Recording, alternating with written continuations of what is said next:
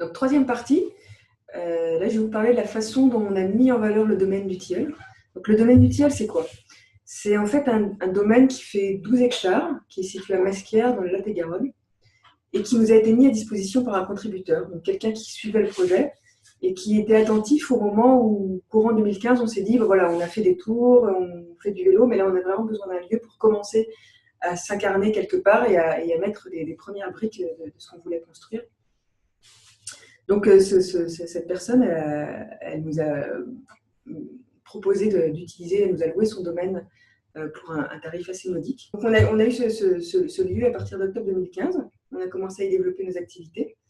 Et ce qui est super, c'est qu'en fait, en septembre 2017, le propriétaire a concrétisé son soutien en faisant une donation de ce domaine à un fonds de dotation qui s'appelle Solidarité pour un développement humain, avec lequel on est déjà associé, et qui va permettre de pérenniser en fait cette installation sur ce domaine, puisque ce fonds de dotation est désormais propriétaire et nous le loue dans les mêmes conditions que le propriétaire précédent.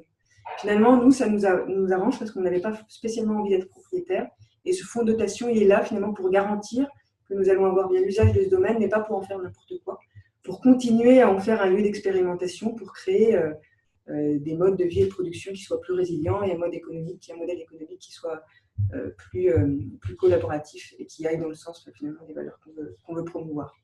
Donc on ne pourra jamais y faire un terrain de golf, a priori. Pour le moment, ce n'est pas prévu. Alors qu'est-ce qu'on a fait sur ce domaine? Alors on a démarré pas mal d'activités pour mettre en valeur en fait la richesse qui nous était mise à disposition. Alors un petit zoom sur tout ce qui tourne autour des plantes, des animaux et de la biodiversité. Donc ce par quoi on a commencé finalement, c'est une activité de maraîchage. Donc vous connaissez maintenant tous Simon, qui est bénéficiaire du premier revenu d'autonomie qu'on a collecté grâce aux premiers 275 contributeurs. Donc concrètement, il y a maintenant un premier jardin qui a été mis en place, un jardin plutôt paysager, avec des buttes, sans mécanisation, et progressivement jusqu'à 8000 m² qui vont être mis en culture de façon à produire à terme une cinquantaine de palmiers par semaine. Alors, dans le même temps, donc il y a à peu près 1 an et demi, cette fois c'est une forêt comestible qui a été initiée, donc par Grégor, donc vous entendrez sûrement parler bientôt. Donc une forêt comestible ou une forêt-jardin ou un jardin-forêt, c'est finalement un écosystème qui va associer des arbres, des arbustes, des plantes herbacées, qui vont être implantés, associés de façon à se compléter les unes les autres par leur propriété écologique et de produire des substances, des fruits, des herbes aromatiques, d'attirer les pollinisateurs. Donc, bref, un écosystème qui va aussi produire des choses qui vont être utiles pour les humains qui vivent à côté. Et donc à la fois quelque chose de beau et quelque chose qui va soutenir leur autonomie. Et donc, ça c'est très joli. Donc on a mis en place un système de compost, donc un compost à la base issu de compost alimentaire et un compost issu de la production de nos toilettes sèches, enfin de notre production du coup. Et enfin, on a souhaité commencer à suivre la biodiversité sur notre domaine, donc à appliquer des protocoles de suivi de la biodiversité qui nous permettent de suivre les vers de terre, les insectes, les papillons, donc je ne sais plus exactement tout. Et puis on a aussi introduit des espèces, par exemple grâce au collège de Fumel, on a maintenant des ruches qui sont sur le domaine qui nous ont déjà permis d'avoir du miel. Et puis on est aussi attentif par les plantations comme par la forêt-jardin d'enrichir en fait la biodiversité des lieux. Et l'enjeu de tout ça, c'est finalement de créer un écosystème qui soit productif et harmonieux sur ce domaine-là. Alors sur ce domaine, donc, il n'y avait pas seulement des plantes, il n'y avait pas seulement la nature, il y avait aussi des bâtiments. Donc l'enjeu avec ces bâtiments, c'était vraiment de les entretenir et de les aménager de manière à assurer les infrastructures nécessaires aux activités. Donc notamment, alors grâce à un soutien de l'Union européenne, on a rénové une petite grangette, donc c'est en cours de rénovation. Cette grangette, donc outre refaire la toiture et l'isolation, on y a construit un four à pain. Là, elle va bientôt être aménagée en fournil et en atelier de transformation. Et ça va ainsi être le support d'une activité de boulange pour laquelle l'une d'entre nous est en train de se former. Et ça nous sert accessoirement à faire aussi des soirées pizza pour le moment et déjà du pain de façon informelle pour nous. On a également une maison commune donc qui nous sert actuellement à héberger des volontaires et puis aussi à faire à manger pour nous. Donc on a fait divers travaux d'aménagement, de remise à neuf qui restent encore à faire. Et elle est en train vraiment d'être de plus en plus adaptée pour assurer à la fois un travail de bureau, assurer de l'hébergement et maintenant une restauration plus professionnalisée, en tout cas qui nous permet de nous nourrir. Et donc c'est pour ça que maintenant on appelle ça vraiment un gîte qui assure des repas pour les volontaires et pour les permanents qui travaillent ici quotidiennement. Et enfin, donc il y a des plantes, il y a des humains, il y a des bâtiments. Et donc tout ça doit aussi s'harmoniser, les activités, les infrastructures, la production, les humains. Et donc ça, on essaye de faire ça de deux façons. D'une part, il y a une commission design. Le design, c'est un concept qui est utilisé en permaculture et qui reflète le fait qu'on a vraiment besoin de réfléchir à la façon dont les différents éléments d'un lieu vont s'ajuster les uns les autres, vont se positionner, de réfléchir au flux, réfléchir à l'intégration dans la nature. Et donc cette commission s'est créée et aménage... et donc elle est là pour vraiment permettre un aménagement harmonieux du site et permettre à chacune des activités de se développer et de coopérer les unes avec les autres et de ne pas s'impacter négativement. Et donc au-delà des activités elles-mêmes, il y a aussi des humains qui ont besoin qui des fois travaillent ensemble. Donc on a aussi commencé à mettre en place des journées de production collective, donc surtout pendant l'été. Et c'est des journées où pendant un moment on se retrouvait une fois toutes les 2 ou 3 semaines pour produire ensemble ce qu'on pouvait produire à partir de ce qui était sur place. Donc on a produit de la lessive, on a produit des coulis de tomates, des confitures, c'est des journées où on fait du pain et des journées aussi où on mutualisait le déplacement pour aller faire les courses. Donc ça nous permettait déjà d'évaluer notre degré d'autonomie. Donc voilà, donc ça c'était pour vous montrer un petit peu ce qu'on avait fait pour mettre en valeur le domaine. Et là on va passer sur la phase, donc là c'est un petit peu un bilan d'étape sur la vie associative, la mise en valeur du domaine et puis nos activités de formation, d'animation. Là, je vais rentrer maintenant dans la phase dans laquelle on vient de s'inscrire, qui est vraiment la phase d'expérimentation. Parce qu'en fait, comme je l'ai dit au début, on est vraiment un projet expérimental avec à terme l'idée d'expérimenter un modèle économique qui soit facteur de développement territorial et qui garantisse un revenu d'autonomie à chacun. Donc, les 3 aspects par lesquels on a avancé ou on est en train d'avancer cette année, c'est d'une part la mise en musique du modèle économique de Terra. Donc, vous aurez bientôt un zoom sur ce que c'est que ce fameux modèle économique qu'on est en train de construire avec une monnaie locale, avec un revenu de base, etc. Alors, cette mise en musique, cette concrétisation, elle a commencé en mars 2017, au moment où on a envoyé un dossier pour le programme leader du groupe local Vallée du Lot. Et dans le même temps, on a créé la première structure porteuse des activités économiques, qui est la COP du Tilleul, qui à l'heure actuelle est une association fiscalisée, qui a vocation à se métamorphoser en coopérative de distribution. Et donc, c'est ça qui nous a permis de financer concrètement les premières infrastructures des activités.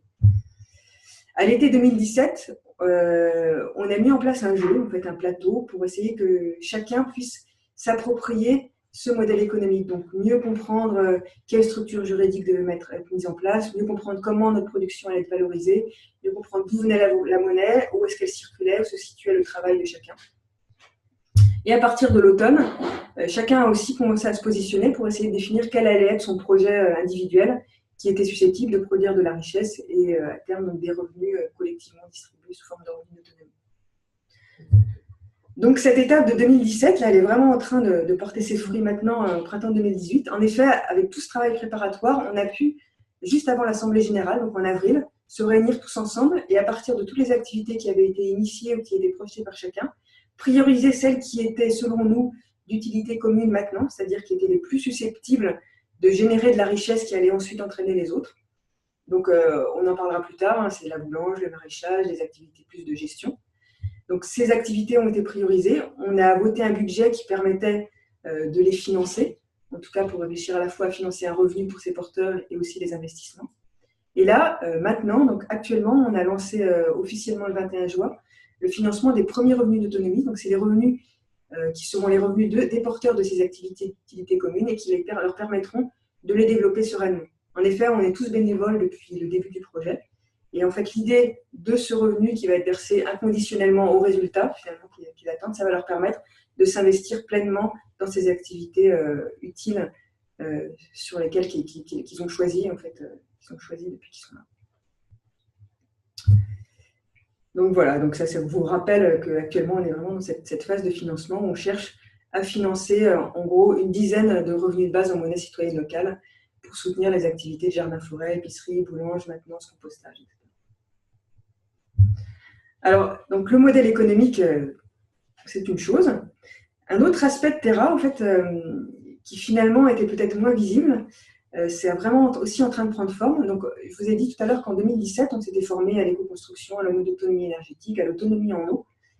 Et en fait, progressivement, de cet aspect vraiment focalisé sur une maison, l'autonomie énergétique, a émergé quelque chose qui est finalement plus global, qui est ce qu'on appelle la fonction habitée, et qui est finalement un 7e pilier pour Terra qu'on ne présente pas classiquement, et dont on se rend compte maintenant que c'est quelque chose qu'on a besoin d'envisager de façon intégrée.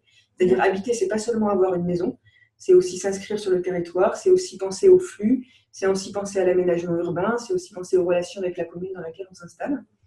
Et donc ça, c'est quelque chose qui s'est vraiment concrétisé pendant l'année 2017, notamment grâce au début, à la rentrée en relation avec une commune partenaire qui s'appelle Trintel, donc avec laquelle on a commencé à discuter à l'été 2017, où on a eu pas mal d'interactions, et aussi avec la constitution d'une commission architecture à l'automne, donc qui a rassemblé des professionnels, donc un architecte, des charpentiers, des gens qui étaient plutôt des thermiciens, qui étaient dans le domaine de l'énergie, un urbaniste, et donc vraiment des professionnels qui ont commencé à travailler ensemble pour réfléchir à un projet plus global qui va inclure non seulement les maisons et la construction, mais aussi les habitants, le paysage, la culture et les connexions entre les différents éléments.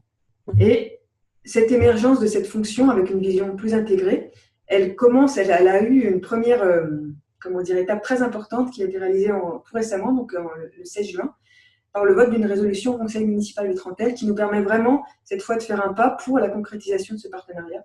Donc, effectivement, le Conseil il a voté une résolution qui inclut sur cette commune la construction d'une maison de la transition qui sera un lieu de ressources sur tout ce qui se fait actuellement dans le domaine de l'éco-construction, de l'autonomie énergétique, de l'assainissement, et qui permettra d'accueillir du public.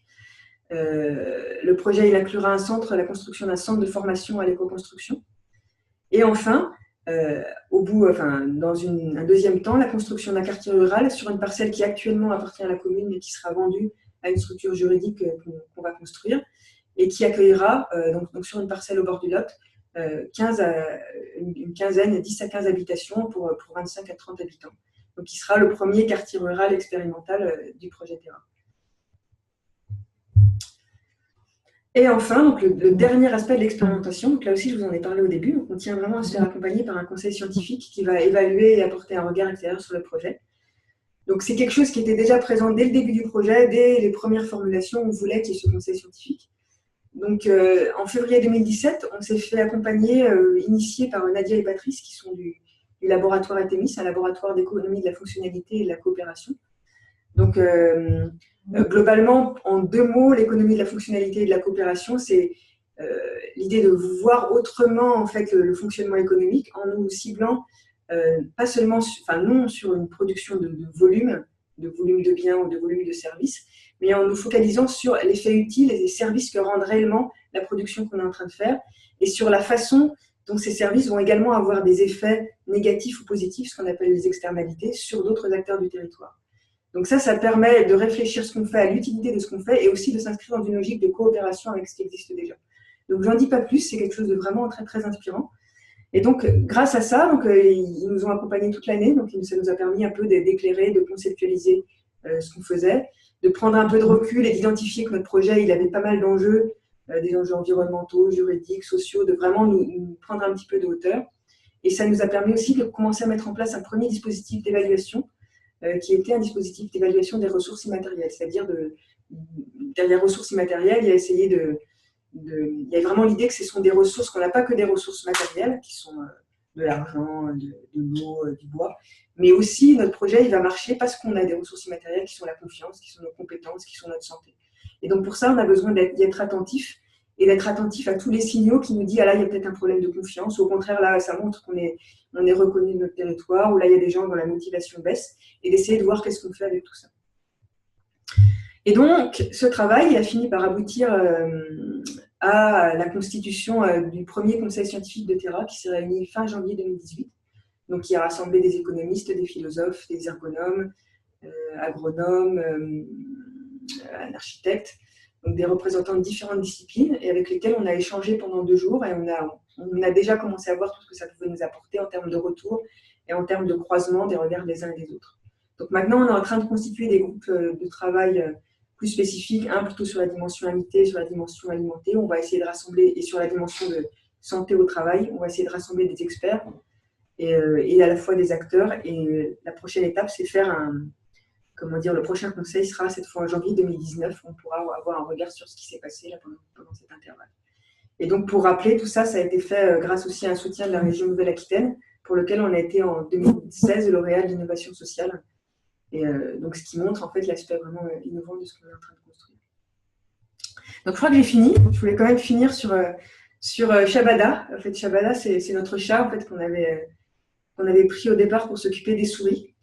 Donc, finalement, il ne s'occupe pas tellement des souris, mais il s'occupe de nous. En fait, il dort et il se repose à notre place. Donc, je pense qu'il nous apporte beaucoup de paix des fois. Et puis, voilà, il est très, très prêt à nous faire des câlins aux uns et aux autres. Donc, c'est quelqu'un qui nous apporte beaucoup de soutien. Donc, j'en profite pour le remercier ici, puis pour remercier tous ceux qui nous soutiennent, qui œuvrent chaque jour pour faire avancer tout ça. Merci.